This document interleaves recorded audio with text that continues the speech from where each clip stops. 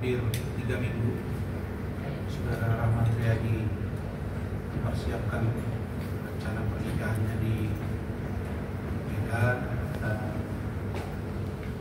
sudah selesai hampir 80%. Masih ada 20% lagi, insya Allah tanggal 17 Mei akan dilakukan akad nikah dan resepsi. Hadir bersama saya tim hukum Ranglofon Pak Imar Jepang yang juga sudah membantu saya di PN Jakarta Utara, Saudari Rostina SH. Disumpah tahun berapa Rostina? 2023 di Surabaya. Pengadilan Tinggi Surabaya, Jawa Timur ya. Pendidikan terakhir kemana? Oke, Universitas Islam Negeri Tulungagung. Kemudian di sebelah kanan saya, Saudari Frida Uliani Segar sudah menghitung kemarin sampai tadi terus-terusan foto Uli ini di komen sama si Dennis Seresta. Dan tadi saya di Polres juga ada urusan dan juga didampingi oleh Uli. Saudara-saudara, pada kesempatan ini sebagaimana info dan undangan media yang saya sampaikan, bahwa hari ini saya akan menyampaikan setidak-tidaknya 5 poin penting yang perlu untuk diupdate dan mendapat perhatian masyarakat. Pertama, tanggapan saya terhadap penetapan tersangka dan penahanan anggota dan ketua Majelis Hakim Pengadilan Negeri Jakarta Utara, dan salah satu di antaranya adalah Bapak Muhammad Arif Nurianta yang saat ini menjabat sebagai Ketua Pengadilan Negeri Jakarta Selatan. Jadi aktif ya, aktif. Bukan purnawirawan, belum pensiun. Dan yang bersangkutan tersangka dan ditahan. Bahkan informasi yang saya dapat, sejak tadi malam sampai hari ini ketua majelisnya itu sedang dijemput paksa, dicari karena tidak kunjung datang memenuhi panggilan penyidik di Kejaksaan Agung Republik Indonesia dalam dugaan vonis lepas onslah di kaitan kasus atau di seputaran CPO atau minyak kelapa sawit, itu mana ya, yang diduga merugikan negara luar biasa banyak, tetapi dalam kaitan ini ada dugaan penyuapan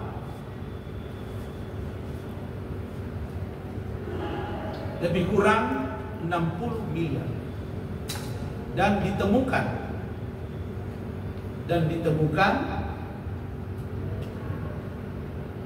7 kendaraan mewah, 5 diantaranya mobil mewah Mercedes Jeep, kemudian Toyota Lexus, itu semua tahun tinggi karena saya pecinta mobil sport 2, kemudian Land Cruiser plus 2 mobil.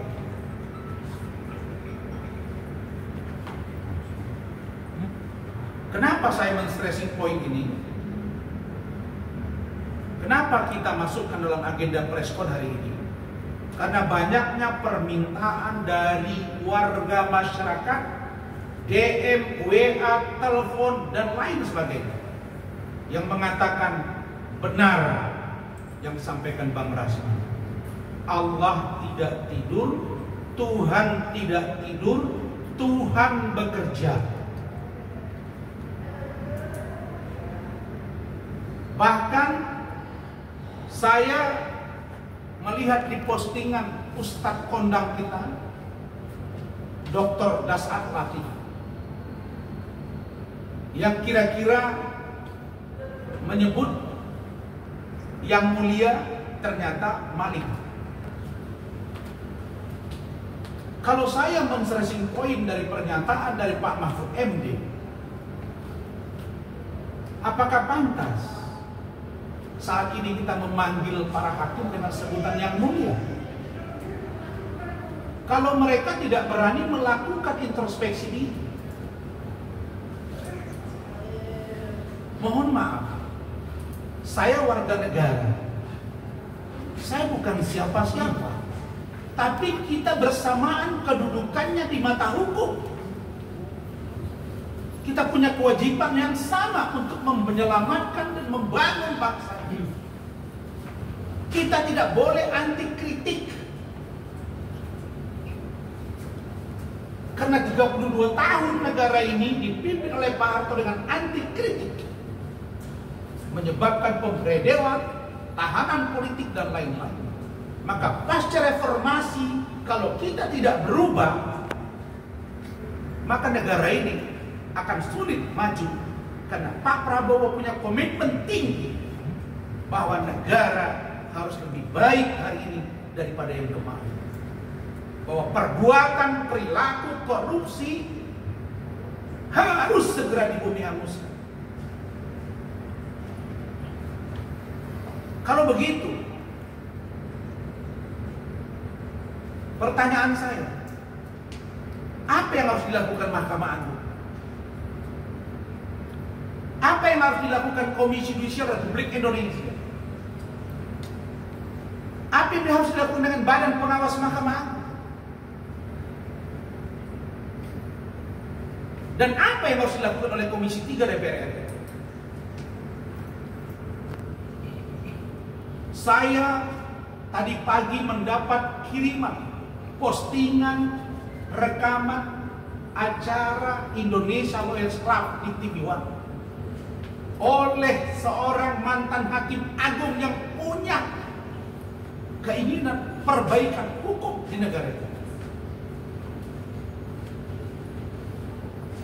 Pada waktu kasus itu diangkat topiknya oleh ILC, judulnya robohnya mahkamah kita. Pada waktu itu, abang saya yang saya sangat hormati ini adalah hakim agung aktif. Beliau ngomong di acara itu, dan beliau minta supaya saya membuka statement dia. Apa dia bilang? Saya menerima kritikan itu di sini karena saya bagian dari kita, bahwa robohnya mahkamah adalah sebagai sebuah koreksi bagi saya dan kami di dalam untuk memperbaiki diri. Kok saya dengan teman-teman saya hanya memprotes hal kecil? Saya tidak pernah menuduh ketua majelis. Saya tidak pernah menuduh Ibu Sofia Tambunan. Saya tidak pernah menuduh 2 orang lagi anggota majelis panitra. Tapi saya hanya melakukan sebuah koreksi keinginan agar ada yang namanya sidang terbuka untuk umum. Protes saya itu mungkin dianggap berlebihan, Kemudian terjadi di situ yang disebut katanya kegaduhan, katanya.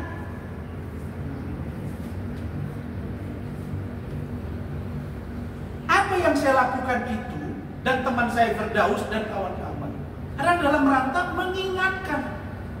mengingatkan agar jangan sampai terjadi transaksi di ruang-ruang gelap.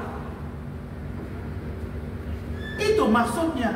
Ini kita masih bulan Syawal.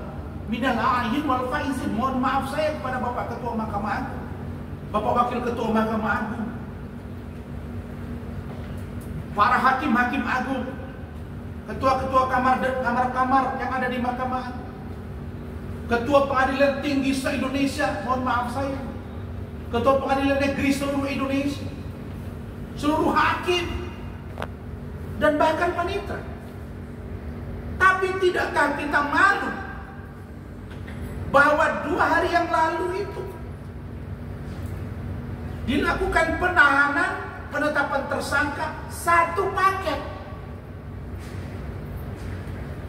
Ketua majelis, anggota majelis, panitera, plus 2 lawyer. Makanya saya katakan bahwa baik lembaga peradilan, baik lembaga kepolisian, baik lembaga kejaksaan, baik lawyer, termasuk KPK, tidak ada yang bisa katakan 100% bersih. Tapi minimal hari ini saya melihat ada goodwill, ada keinginan yang baik dari Bapak Jaksa Agung Republik Indonesia untuk memperbaiki citra aparatur penegak hukum, terutama wakil Tuhan di muka bumi. Pantaskah kita sebut sekarang para hakim Tuhan ini di muka bumi? Dan saya melakukan kritik itu pada waktu itu dalam rangka mengantisipasi jangan sampai terjadi transaksi sehingga nanti hukuman yang diberikan kepada saya tidak sesuai karena saya tidak bersalah. Kok saya mendapat respon luar biasa? Saya ribut di pengadilan, hanya hitungan jam sudah ada respon dari Mahkamah Agung. Besoknya ada respon dari Komisi Yudisial. Tidak ada respon dari Badan Pengawas Mahkamah Agung sama sekali. Kita kirim surat ke DPR. Lalu kemudian 1 minggu nggak nyampe, langsung dibekukan berita acara sumpah saya dengan cara melanggar administratif dan hukum. Kalau begitu,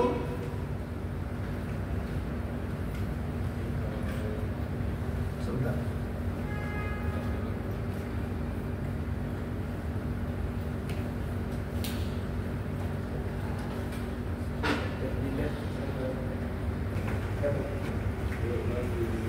Teman-teman, hadirnya sosok seorang Rasna jangan dianggap musuh saya. Kalaulah hakim mengoreksi dirinya dan paham dengan apa yang saya maksudkan kemarin, tidak terjadi kasus yang kemarin ini lagi. Bayangkan, 8 tahun yang lalu sudah ada judul di salah satu TV talk show terkenal yang mengatakan robohnya mahkamah kita. Hari ini, jadi kalau hakim minta naik gaji, mohon maaf. Ya kalau dibanding 100 juta 1 bulan, kalau 60 miliar ya kecil lah. Kecil 100 juta bos. Betul tidak?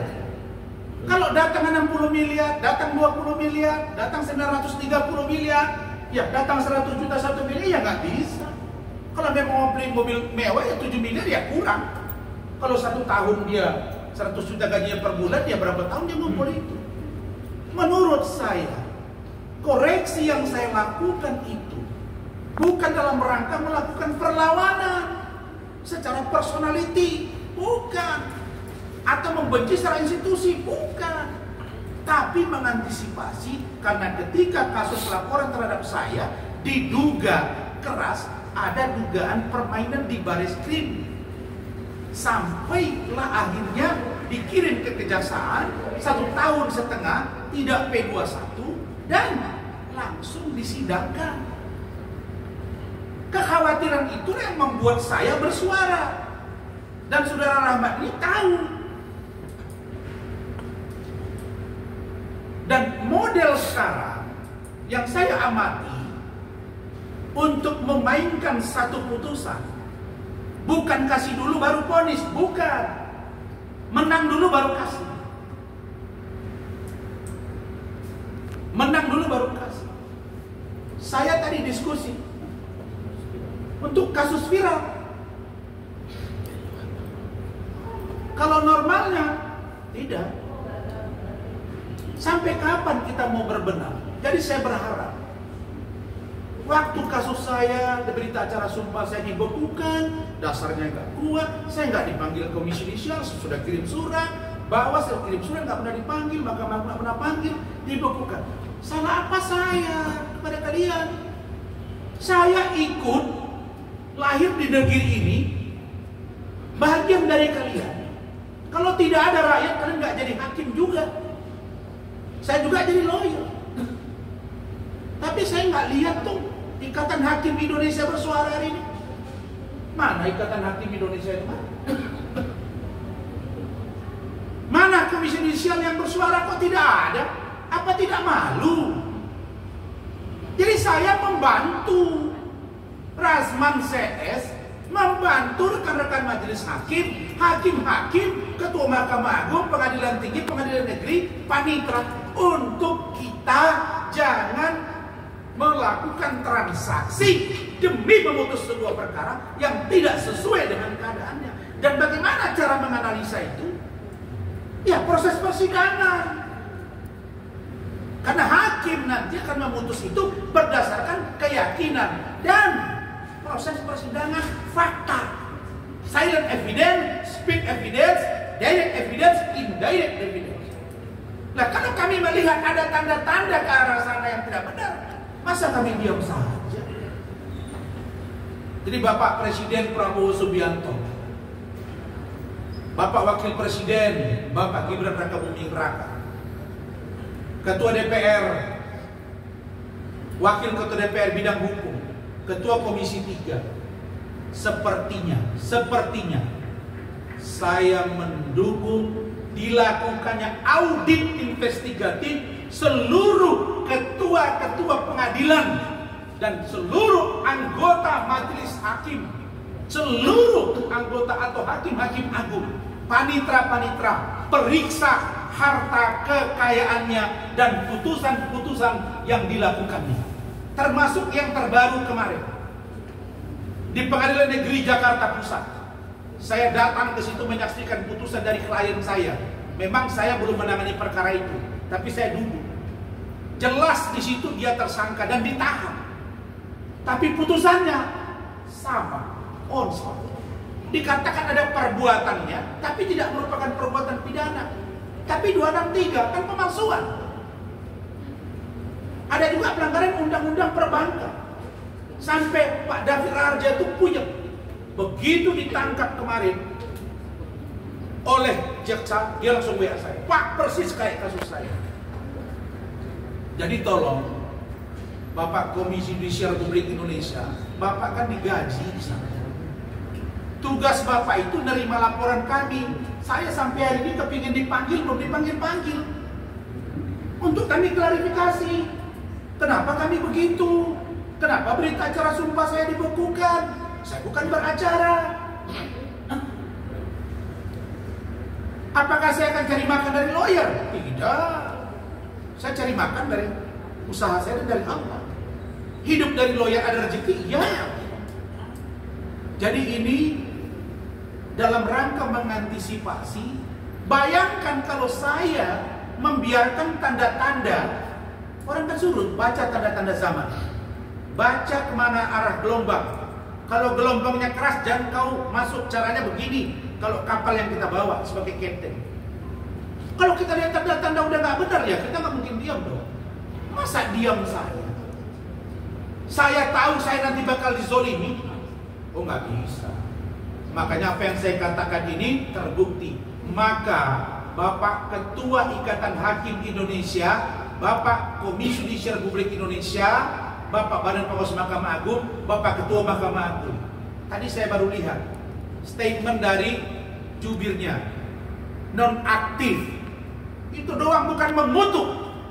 Harusnya Ikatan Hakim duduk mengutuk tindakan ini, meminta agar seluruh penegak hukum menjaga, terutama hakim, untuk diperiksa, audit semua kekayaannya dan periksa putusan-putusannya. Dan untuk kasus saya mohon diatensi. Karena kalau saya diam, bagaimana kalau saya divonis bersalah, sebenarnya saya tidak bersalah. Negara ini kalau tidak ada koreksi begini, orang tidak tahu. Maka filosofi hidup sekarang di Indonesia, no final no justice, sepertinya benar. Jadi dalam kasus ini, bapak-bapak, teman-teman semua, untuk mengoreksi diri. Cukuplah sudah apa yang terjadi hari ini dan menjadi pembelajaran. Saya mendukung Pak Ketua Mahkamah Agung untuk membenahi. Tapi sepertinya Komisi 3 DPR RI dan masyarakat dilibatkan. Ada apa dengan hakim-hakim kita hari ini? Kemudian tentang berita acara sumpah saya melalui kesempatan ini minta, tolong Bapak Ketua Pengadilan Tinggi Ambon kembalikan bas saya. Tidak ada istilah pembekuan, tidak ada istilah pencabutan. Jangan suka-suka, ya, jangan suka-suka. Dalam begini banyak hakim bermasalah, saya yakin dan percaya masih banyak hakim yang juga jujur. Hanya saja belum ketemu barangkali orang yang berani bersuara. Jadi ini poin saya terkait dengan ditangkap dan ditahannya anggota majelis dan ketua majelis hakim, dan salah satu di antaranya adalah Ketua Pengadilan Negeri Jakarta Selatan. Dan dia satu paket dengan lawyer dan panitra. Artinya ini sistematis. Dan salah satu dari lawyer ini yang berinisial M itu adalah diduga lawyer dari Denis Caryesta yang saya laporkan. Dan ini tadi di WA ke saya disebut-sebut adalah orang dekatnya FS di penegak hukum. Ada WA-nya baru masuk. Jadi kalau begini berarti betul yang kata Pak Mahfud, ada jaringan. Gitu loh. Saya 3 jenderal mengasih tahu ke saya, teman saya, abang-abang saya hormati, man, berperkara di negara ini bukan karena pintar. Dengar Pak, berkali-kali dengar itu ya. Benar. Tapi karena koordinasi. Capek mulut kita ini berbusa bebui. Sepintar apa kalau kau nggak mampu koordinasi? Nggak juga. Saya nggak ngerti apa arti koordinasi. Tafsir tersendiri. Bukan saya tuduh gitu.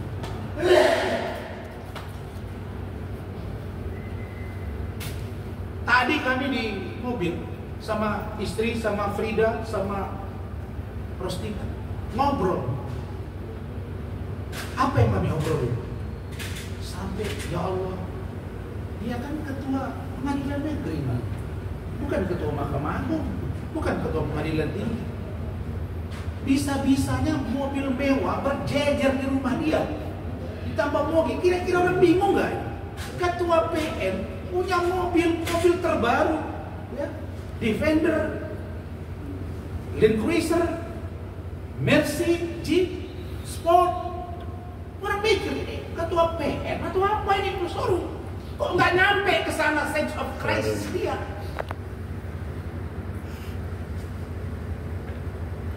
Jadi teman-teman semua kita kawal, dan saya sudah bertekad akan berada di garda terdepan untuk kita Indonesia lebih baik dan menjauhi transaksi-transaksi yang gelap ini.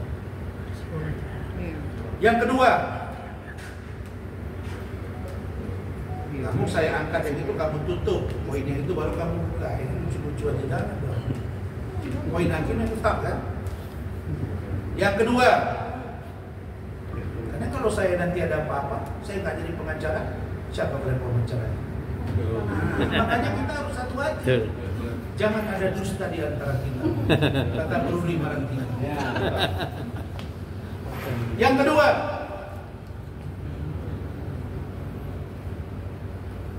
penjelasan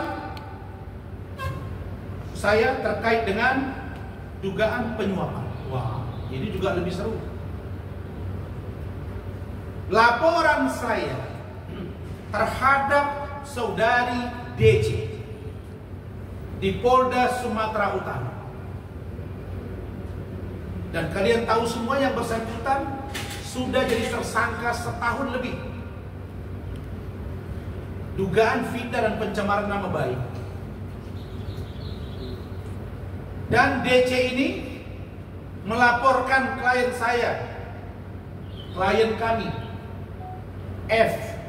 FUS, di Polres Metro Jakarta Selatan. Dia ribut, mana transaksi, mana print out, mana rekening koran. Kan itu kan? Benar nggak? Yang dituduhkan kepada Frida. Mana rekening koran, mana rekening koran.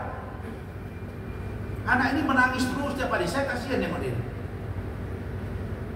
Sebentar nangis, hampir tiap hari ke rumah saya. Saya obati pikirannya, sama dengan kemarin yang ada dugaan pelecehan itu kan, akhirnya damai, selesai, tenang. Sudah diminta untuk memberikan data. Ya, jam 11 dia transfer 3,5 juta karena dia menemukan bahwa yang katanya digelapkan itu hanya 8.050.000. Masih ada 16 hari gaji belum dibayar. Masih ada komisi 7,8 juta belum dibayar. Dan itu diakui oleh si DC. Lalu transaksi itu karena sudah dilaporkan, tentu dia serahkan ke saya. Begitu kan? Begitu diserahkan, tentu saya buka lembar per lembar. Contoh ini saya tutup ya. Contoh ini, sekilas saja, sekilas. Nih, sekilas ya. Nih sekilas. Nih, ini contoh transaksi. Transaksi ini wajib dong saya baca, benar tidak? Apalagi Rahmat lagi persiapan honeymoon. Jadi saya buka. Saya menemukan memang Allah SWT, Tuhan yang Maha Kuasa, Tuhan bekerja. Saya menemukan transaksi tidak wajar dari saudara Frida atas perintah DC mentransfer sejumlah uang ke rekening penyidik yang menangani laporan saya, status tersangka berinisial JPN. Dahsyat kan? Dan saya tadi sudah berangkat ke Dipropam Mabes Polri.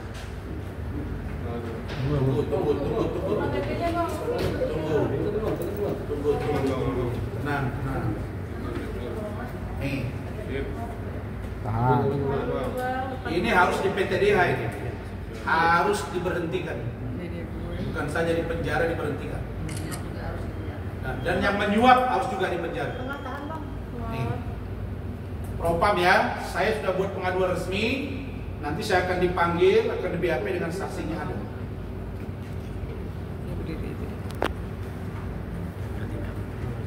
Oke, terus nih bukti penerimaannya, karena orangnya ada di tengah, saya nggak mau.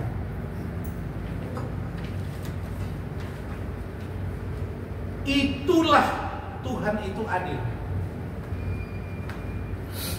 Ternyata dugaan saya benar. Bolak-balik Rahmat nanya, bolak-balik saksi saya nanya, bolak-balik wartawan nanya, "Bang, ini kok lama? Kok nggak P21? Kok kasusnya lama? Periksa saksi, periksa ahli, bolak-balik." Rupanya ini ada udang balik di balik batu. Pak Kapolri, Pak Irwasum, Kadif Propam, Bapak Kabar Eskrim, Karo Paminal, Kapolda Sumatera Utara, Bid Propam untuk memeriksa ini orang dan di PTDH. Tidak pantas ini. Dalam rangka apa dia menerima aliran uang? Kasus yang dia tangani dan yang bersangkutan sudah bertemu dengan saksi saya 2 kali. Bahwa mereka ada pertemuan. Bukan pertemuan di rumah, malah di mall. Sudah ada perintah bawa, tidak dibawa. Ini baru yang nampak di sini, yang sebelumnya nggak usah kita cerita. Ada yang lain, tapi itu nanti. Clear ya? Saya minta ini diusut dan jangan coba-coba ada yang meneror-neror dia. Nah, kalau ada neror kasih tahu saya. Dan dia tidak melaporkan ke saya, bukan. Saya yang menemukan transaksi itu, Mas. Baru saya konfirmasi. Wajar tidak saya konfirmasi? Karena yang akan dipertanggungjawabkan itu ini. Dennis kan minta ini, DC. Tolong tunjukkan semua. Ya udah dia print, saya periksa satu-satu. Ini ada penjualan kostum, ada penjualan piyama. Saya lihat. Ini kok ada ke sini ya? Kok ada ya? Ada lagi di sini nih, ke Profesor 25 juta. Tapi itu nanti kami ungkap pada waktunya. Oh begini rupanya cara kerja kau, bro. Sudah, saya itu asin mulut saya gitu. Oke, 2 ya. Nah, kemudian tadi, nah kaitan dengan ini, lawyer yang dipakai oleh DC ini adalah lawyer yang kemarin itu ditahan. Suami istri itu yang ditangkap. Itu mak orang ini. Dan ini katanya orangnya FS yang dulu ada bermasalah. Jadi ini memang ada jaringan. Dan katanya ini juga berkawan akrab, diduga dengan si hitam kumal, si pengacara yang nyuruh orang, ayo pergi aja ke saya dengan saya ke Bali biar selesai urusan. Orang tidak tuh, orang bermasalah kok malah suruh pergi, nanti hilang sendiri. Diduga ini juga terkait dengan dia. Jadi ini mata rantai yang saya amati. Tolong PPATK begitu Mas ya, Bapak Presiden, Bapak Jaksa Agung usut Pak jaringan ini, jadi nggak boleh berhenti. Kita udah lihat ini. Kemarin ini ada di sini ada pengacara yang ini. Jadi kita ini begini, kita ini public figure, pengacara top di Indonesia. Pendapatan kita cuma 1/5 dari mereka pun nggak ada. Kapan kita bisa beli mobil Rolls-Royce ceritanya? Kalau para pemain-pemain bawah ini yang main begini yang dipelihara. Kalau itu terjadi, ya, nggak mungkin saya gaji juga Rahmat 2 miliar 1 bulan. Tapi kalau dia mau beli private jet 300 miliar, dia nggak bisa juga. Berat belinya. Jadi ini ruang-ruang ini supaya kita dalami. Kemudian tentang tanggapan kami terhadap statement saudara Dennis Caryesta yang dalam hari-hari terakhir ini bolak-balik membahas tentang Frida. Dan ternyata dia panggilin itu satu-satu. Memang caranya begitu ya. Dipanggil bekas sopir, dipanggil bekas yang bawa kostum, piyama, baru diwawancara, baru di-up. Ini orang saya duga playing victim, biar orang kasihan. Tapi ya, dia lupa yang dia alami sekarang ya karena perbuatan dia. Dia bilang jangan percaya sama orang. Kita udah baik sama dia, kita dikhianati. Sekarang kau boleh ngomong gitu Dennis ya. Saya nggak kenal sama kau hajar, kau maki-maki saya. Sekarang kau rasakan. Tapi kau yang dulu sampai membuat acara di Senayan City, kumpul mantan-mantan saya di situ, mantan ajudan, mantan sopir, katanya sumbangan, ingat kamu kan? Hah? Saya diejek, tidak kasih uang. Ini 16 hari tidak dibayar gajinya. Komisinya 7,8 juta. Kerugianmu kita hitung hanya 4.550.000, bos. Kalau dihitung dengan 7,8 juta plus 16 hari, kau masih nombok lebih kurang 6 juta. Enggak dong, 6 jutaan plus 16 hari. Jadi kau masih malu. Nah, tadi Dennis bilang, oh dia masih datang kasih botak. Saya kan minta. Dulu kau minta sebelum kau mau laporan polisi, si Frida ini sudah mau ngantar data. Tiba-tiba kau laporin juga. Begitu kau laporin, iyalah telepon saya malam-malam nangis, kasih data ke saya. Dan anehnya teman-teman semua, 2 hari yang lalu, Dennis mengembalikan uang yang sudah ditransfernya sebelum dia buat laporan polisi. Dikiranya kita goblok. Artinya, pukul 11 siang ditransfer 3.500.000. Jam 1 dia masuk ke Polres, jam 3 dia keluar preskon. Dilaporkan 374.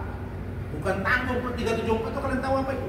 Pasal penyalahgunaan dalam jabatan, macam managing, macam direktur utama perusahaan besar itu. Itu pasalnya 374 itu. Nah, di situ apa namanya itu? Penggelapan dalam jabatan. Jabatan asisten personal. Tapi korupsinya 34, sekian juta. Laporan keluar 250 juta. Begitu ditanya wartawan, dia bilang, iya bukan si Frida sendiri, masih ada yang lainnya. Yang lain aja kau bahas, yang bahas dia. 3.500.000 itu setelah kita preskon, besoknya dia kembalikan. Begitu ya. Bingung mainnya si Frida. Pak, ini kok dikembalikan, Pak? Oh ya, mana aku dikirim. Dia bilang, udah kamu kembalikan. Saya bilang, gimana? Saya balikin aja, balikin lagi. Walaupun saya tahu nanti kalau dibalikin lagi. Daripada kalian kayak main pingpong, udah buktikan bahwa bukti uang itu sudah ada di kamu, bahwa kamu transfer dan dia tidak terima. Karena dia tahu di situ ada niat baik. Nah, belum lagi pengakuan dia jelas sudah kami simpan bahwa dia mengatakan benar dia tidak memberikan komisi dari Frida. Ya, kalau dia mengakui ada hak Frida yang tidak dibayar, kenapa masih diseret-seret Frida ke persoalan hukum? Kira-kira begitu. Nah, jadi Dennis, udahlah, percuma kau lanjutkan perkara ini karena nanti yang akan malu kau sendiri. Nah, sementara ini nanti ada laporan saya nih yang diduga. Nah, kemudian yang terakhir tentang Hotman Paris. Hari Kamis kami akan sidang pemeriksaan 2 saksi dari 2 wartawan, mungkin 1 ahli. Teman-teman saya harapkan datang. Tapi yang aneh kali ini, coba kalian amati. Vina Eki ribut, Hotman nimbrung. Benar kan? Kasus Fadel ribut, nimbrung. RK ribut dengan LM, nimbrung. Richard Lee dulu waktu saya tangani di awal, nimbrung. Pokoknya apa yang viral-viral dia pasti nimbrung. Tapi ketika Ketua PN Jakarta Selatan dan anggota majelis yang ditahan, ditangkap bersama dengan lawyer dan panitera, dia diam 1000 bahasa. Kenapa kau diam? Berbahasalah kau, akui bahwa yang disampaikan Rasman itu oknum, bukan menjustifikasi seluruh hakim. Jangan-jangan ada yang bisik ke saya, ada bisik-bisik tetangga, jangan-jangan kau jangan sampailah diduga itu. Jadi inilah saudara-saudara beberapa poin yang saya sampaikan, dan untuk itu mari sama-sama kita kawal kasus ini, dan silakan jika ada pertanyaan. Bang, mungkin terkait dengan kasusnya sendiri, mungkin tadi abang bilang sebelum Dennis melakukan tersebut sempat ada transfer kembali, itu sebenarnya berapa bang? Kalau boleh tahu, mungkin Kak Frida bisa dijelaskan? Kan kamu yang mengalami langsung. Jam 11 siang. Ada yang Waktu tanggal 8 itu saya transfer ke dia itu jam 11 siang itu 3.500.000 sebelum LP-nya terbit sih. Itu aja. Terus habis itu dibalikinnya baru setelah kita respon pertama. Sudah berapa bang? 3.500.000. Transfernya jam 11 siang. Tapi dari pengakuan Dennis sendiri bahwa kabarnya katanya kakak menggunakan beberapa baju apa namanya hasil jualan dia itu yang sekitar 100 dan juga 200 juta sekitar gitu. Aku nggak pernah jualan baju masuk ke rekening aku, nggak pernah. Kalau baju urusannya bukan aku. Oh, nggak pernah ya? Nggak pernah. Kalau baju aku nggak pernah. Bisa ditanya langsung aja sama orang. Kalau baju sih atau apapun itu enggak. Yang pure yang dia bahas itu adalah yang kostum aja. Itu yang transaksi rekening kostum yang masuk ke rekening saya.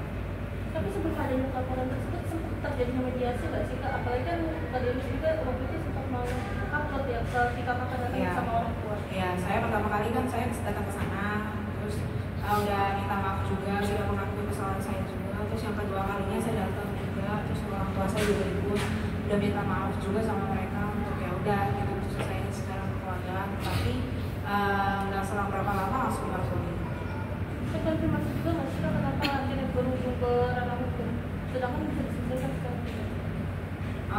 Nggak tahu ya itu kalau aku kan udah ngomongnya udah ngomong baik-baik aja sih, mungkin tanya aja langsung ke dia aja sih kalau itu. Cuman kalau aku kan udah 2 kali datang ke sana, udah dikontenin juga. Begini, sudah dilakukan 2 kali upaya mediasi oleh Frida dan bapaknya, ayahnya, karena ibunya sudah gak ada, oleh Bapak Mullah Siregar. Pak Mullah itu sekarang stay-nya itu di Dolok Sanggul, Umpang Hasundutan, Sumatera Utara. Tetapi oleh karena anaknya begini bermasalah, dia lihat Ebo di postingan, dia datang dan 2 kali ketemu dengan Dennis, gitu kan? Untuk sekali untuk minta jangan dilaporkan dan baik-baik. Ya, dia bayar, tapi kasih dong komisi dia, hitung gaji dia. Dan di situ juga Dennis responnya positif, tapi ternyata lapor juga, itu loh.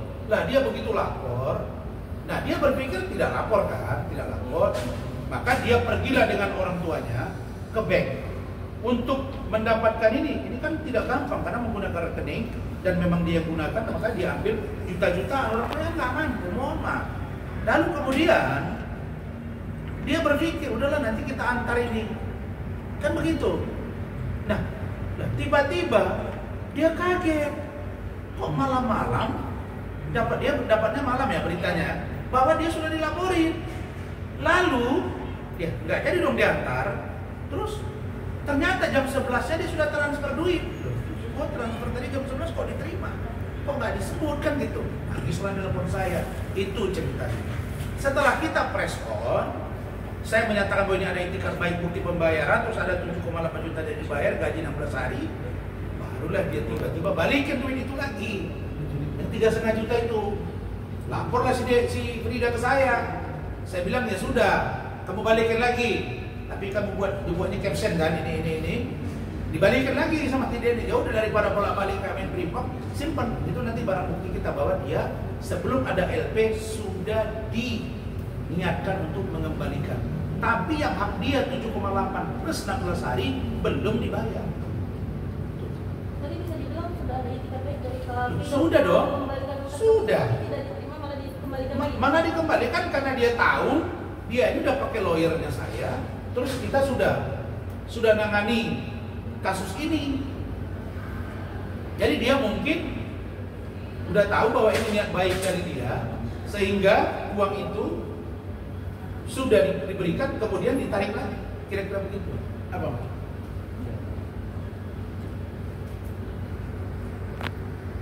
Baik, mungkin analisanya bisa ditambah terang. Baik, terima kasih Pak Rasman. Jadi tadi Pak, ketika Bapak menyampaikan terkait dengan perkara di sini, terbersit dalam pikiran saya sekitar 2 atau 3 bulan yang lalu, ketika kita masih aktif ke Jakarta Selatan, menangani perkara Fadel, itu saya beberapa kali bertemu dengan teman-teman kepolisian, teman-teman penyidik. Pada hari itu penyidik menyampaikan bahwa ada satu perkara yang dia tangani terkait juga laporan Denis Karesta atau DC. Laporannya itu sangat menyayat hati kalau disampaikan oleh penyidik bahwa perkaranya itu karyawan DJ pada saat itu dalam kondisi hamil besar. Kemudian Denis melaporkan dirinya, kasusnya hampir serupa, yaitu penggelapan terhadap satu unit kamera. Padahal 2 unit kamera. Padahal yang bersangkutan telah meminta maaf berulang kali, mengembalikan juga berulang kali. Tetapi apa yang dilakukan oleh DC pada saat itu, sama sekali dia tidak memberikan maaf dan juga dia tidak mau berdamai. Padahal pada saat itu kondisi terlapor ini sedang hamil besar. Dan karena memang perbuatan ini adalah pasal yang dapat ditahan, maka setelah ditetapkan sebagai tersangka, yang bersangkutan ditahan. Saya tidak mengikuti lebih lanjut apakah sekarang sudah vonis atau belum. Tetapi melihat kondisi pada saat itu, saya sempat menyampaikan kepada Pak Rasman, Pak, saya pikir ini tentang kemanusiaan. Gimana kalau seandainya kita bantu aja karyawannya itu, ya sudah kita tukarkan aja dengan perkara yang di Polda. Tetapi ini pun Denis tetap tidak mau. Artinya apa? Saya pikir ada yang salah ini terhadap ini orang. Ada yang salah ini, sadis sekali, kejam sekali. Saya mohon maaf, sebenarnya dia juga manusia, bukan yang manusia suci sekali gitu. Manusia yang tidak luput dari dosa, termasuk dengan perbuatan kepada Pak Rasman. Itu kan jelas-jelas sebuah tindak pidana. Saya sejak awal bersama dengan Pak Rasman sudah menduga pasti ada something, ada sesuatu. Tidak mungkin Pak Rasman sudah beracara lebih dari 10 tahun. Saya sudah beracara sebagai pengacara lebih dari 7 tahun. Di semua klien kami, di semua perkara, ketika sudah ada yang namanya surat perintah penangkapan, surat perintah penahanan, kami dengan Pak Rasman biasa sebut surat kuning, karena memang selalu print outnya itu di kertas kuning kalau kepolisian menggunakan itu. Tidak pernah sekalipun jika itu sudah terbit tidak dilakukan penahanan penangkapan. Tetapi terhadap perkara Denis ini, bayangkan teman-teman, penyidik sudah terbang jauh-jauh ke Jakarta, dan itu semua menggunakan biaya negara. Anggaran kepolisian telah merugikan kepolisian karena tidak kooperatifnya DC. Tetapi sampai di Jakarta mereka bertemu. Beda kondisi jika tidak ditemukan di sini. Bolehlah dia tidak ditahan. Ini mereka bertemu, dilakukan BAP. Tetapi pada saat itu tidak dilakukan penahanan dan bertemu di mall.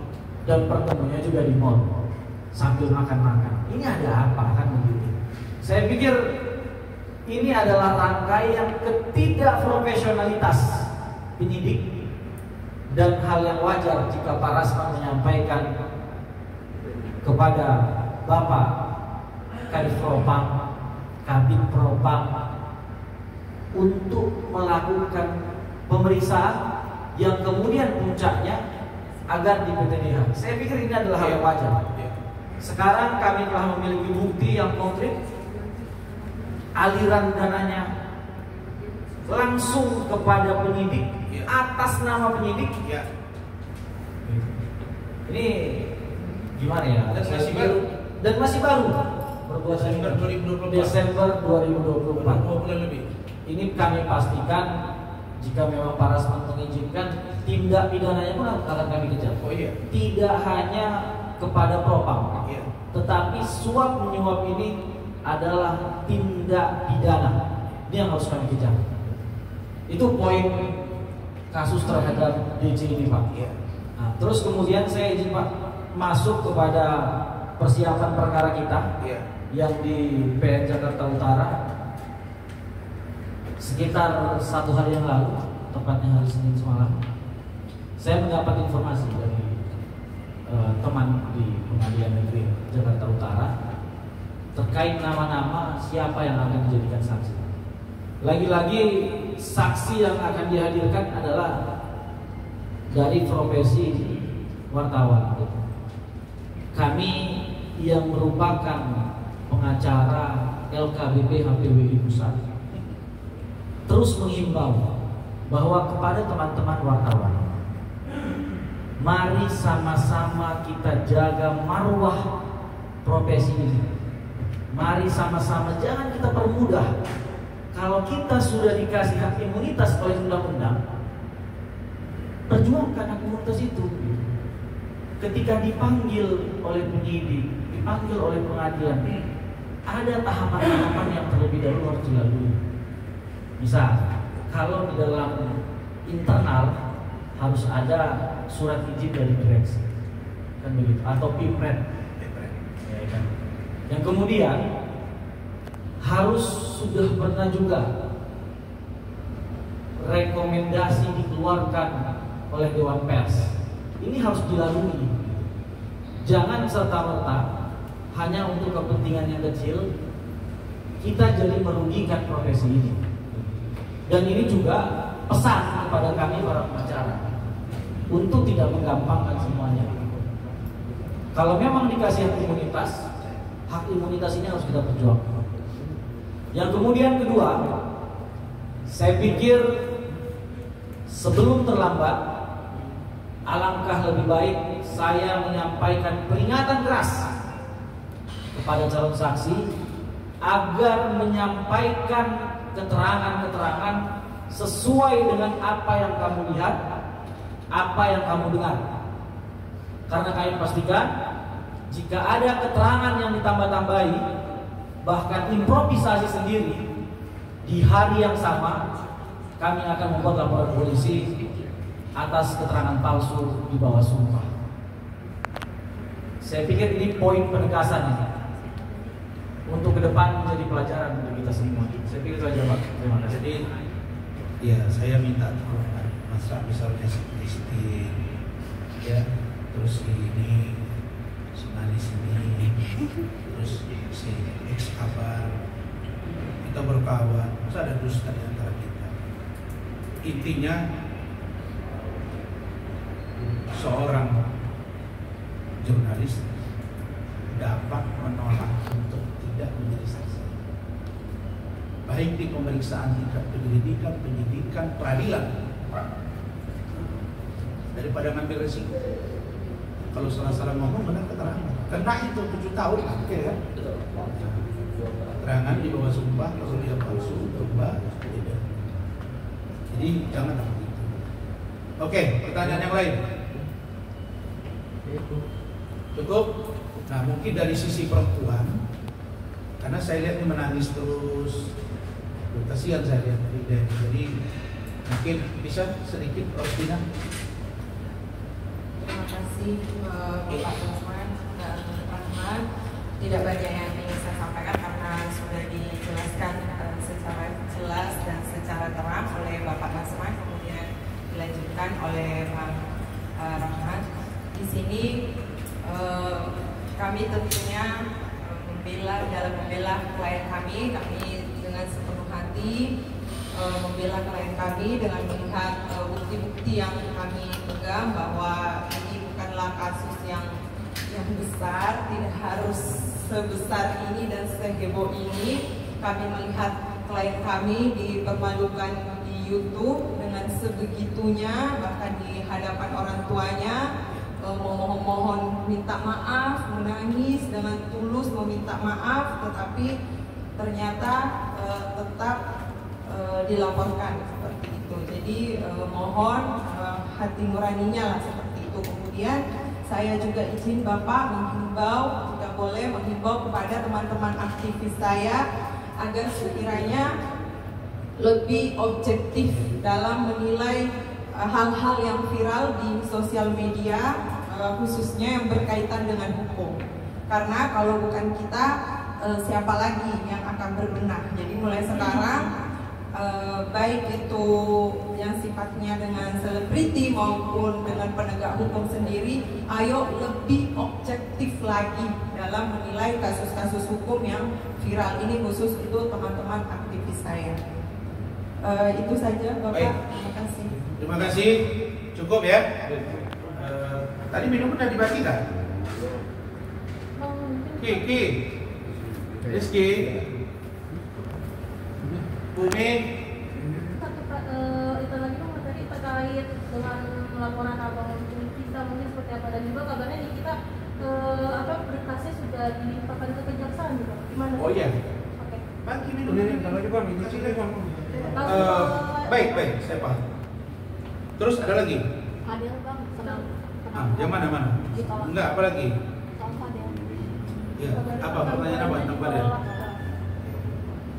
Baik. Pertama tentang Nikita. Saya tadi ke Polres Metro Jaksel. Saya datang ke sana dua hal. Pertama, memastikan untuk bagaimana dengan NM. Apakah ditunggu lagi dipanggil, periksa, datang penyidik ke sana, atau seperti apa?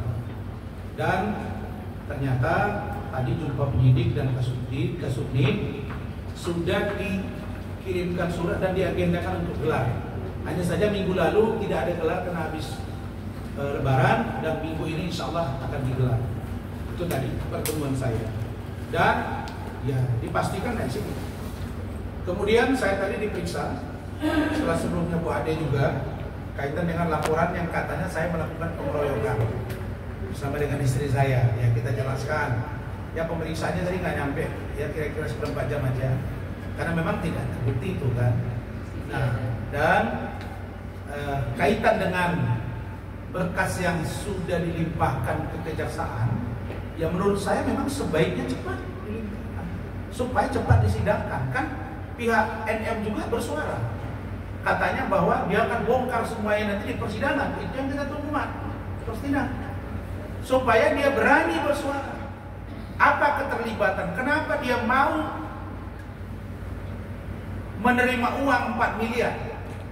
Apakah ini uang tutup mulut atau apa?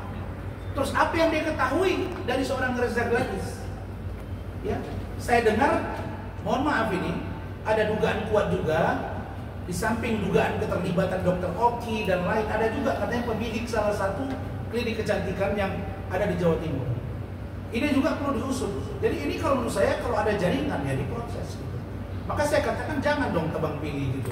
NM di dalam. Nah, Fitri Saluteru kan selalu saya lihat up juga kan bahwa ya mana teman lu kan lu dibiarin kira-kira gitu. Tapi itu tadi yang saya katakan bahwa sengkarut persoalan klinik kecantikan itu harus segera dapat kepastian hukumnya dan penjelasan hukumnya. Misalnya kasus saya dengan Hormat kan mulai terang bagi kalian kita sidang dilakukan, kelihatan kan? Begitu juga dengan nanti ya akan membuka tabir. Karena itu saya juga akan nonton sebenarnya kalau misalnya semuanya secepatnya ya saya akan ikut lihat bagaimana proses jalanan persidangan. Ada apa di balik transaksi 4 miliar ini? Apakah benar ada juga yang sudah nyetor dokter yang lain, katanya ada 2M. Ada juga yang katanya satu lagi berinisial V yang juga akan nyetor, dia minta 15M atau 20M. Pokoknya ngeri-ngeri sedap lah kita dengar M-an ini. Kita yang tahu ember aja sama meter. Ya.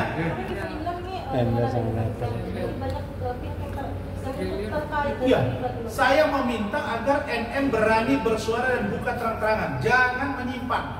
Kamu harus benar-benar membuka terang-terangan yang di kita jangan takut. Itu. Kemudian yang kedua, Christine, Fadel memang kita sudah dapat info bahwa ditolak permohonan penangguhan. Saya dengan Fadel, keluarga dan lain tidak ada masalah. Hanya saja kami sudah menarik diri, cuma di awal komitmennya kan gitu Mbak ya, untuk tidak di-up. Ternyata mungkin tak kepingin juga barangkali pengacaranya itu up. Nah tetapi yang saya tagih itu saya info ke Rahmat, janjinya itu kan katanya ya, kata Pak Umar, kan ditangguhkan, bahkan bisa SP3. Saya dengar itu juga ngeri, saya dengar, iya bisa SP3 saya. Lebaran. Dan itu disampaikan sebelum Lebaran loh. Enggak, lawyernya itu menjamin. Iya, sebelum Lebaran. Sebelum Lebaran sudah Iya. keluar gitu, Sebelum Lebaran, 3 kali ketemu saya, Mas. 3 malam berturut-turut. Tapi hasilnya tidak ada. Ya makanya saya katakan, saya tidak tipe orang yang suka mengungkap itu pengacara ini pengen tampil ya ini. Tapi yang pasti sejak kami pegang Fadel, puluhan pengacara yang menawarkan diri, benar nggak? Untuk memegang kasus Fadel. Jadi sikap saya sama. Fadel juga sosoknya, ya udah kasih dulu, lama loh Fadel. 20, 40, tambah 40. Lewat dari 120 hari dia masih bebas. Ya. Makanya penyidik kalau tidak dapat membuktikan, wah itu bisa selesai itu. Jadi harus segera dibuktikan. Karena ini kan ditahan. Beda cerita kalau nggak ditahan. Ini ditahan. Jadi dia harus bisa dibuktikan secepatnya oleh penyidik. Itu poinnya. Nah, saya tadi ada ngomong di sana. Saya katakan bahwa kalau ternyata nanti Fadel sudah selesai urusan ini, memang saya sarankan ke Pak Umar, Bintang, Martin dan Fadel untuk jangan sampai mau menikah dengan Loli. Kenapa? Karena pertimbangan saya, anak ini tidak jauh beda dengan ibunya dan membuat ribet semua orang. Ribut mumet. R2 tambah M. Makanya ini bukan lagi buah jatuh tidak jauh dari pohonnya, buah jatuh dengan pohon-pohonnya tumbang. Karena saya dengan istri aja banyak. Nggak ada tuh, ini Lebaran, Idul Fitri, kasihan kayak ini kayak nama Fadel kirim kue kayak nggak ada. Malah saya tengok ada postingan di situ kayak kecewa sama satu cowok gitu. Nah mungkin itu tadi karena kau menabur angin menuai badai, ya kau nyakiti orang, kau sakiti orang. Jadi barangkali itu. Tapi dari aku sendiri ada rasa penyesalan jadi bang dengan bisa bilang tuh menangani kasusnya pada. Oh enggak. Saya tidak pernah menyesal, tidak pernah kecewa. Saya kecewa kepada siapa? Kecewa kepada Loli.